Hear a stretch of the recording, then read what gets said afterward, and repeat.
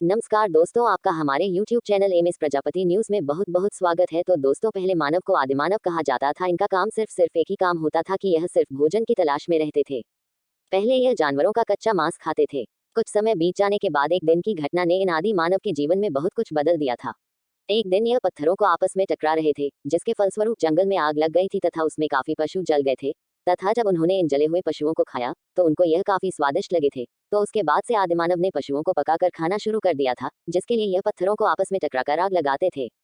फिर धीरे धीरे इन्होंने खेती करना शुरू किया। उसके बाद यह अलग अलग नदियों के पास जाकर बसने लगे और इसी से इन अलग अलग सभ्यताओं का निर्माण हुआ।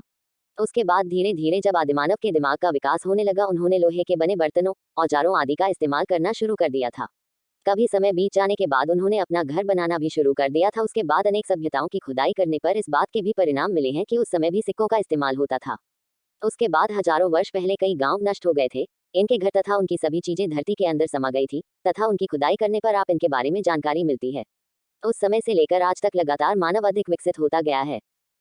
फिर धीरे धीरे इन्होंने खेती करना शुरू किया। उसके बाद यह अलग अलग नदियों के पास जाकर बसने लगे और इसी से इन अलग अलग सभ्यताओं का निर्माण हुआ।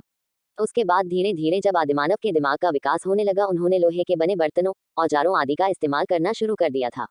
कभी समय बीत जाने के बाद उन्होंने अपना घर बनाना भी शुरू कर दिया था। उसके बाद अनेक सभ्यताओं की खुदाई करने पर इस बात के भी परिणाम मिले हैं कि उस समय भी सिक्कों का इस्तेमाल होता था।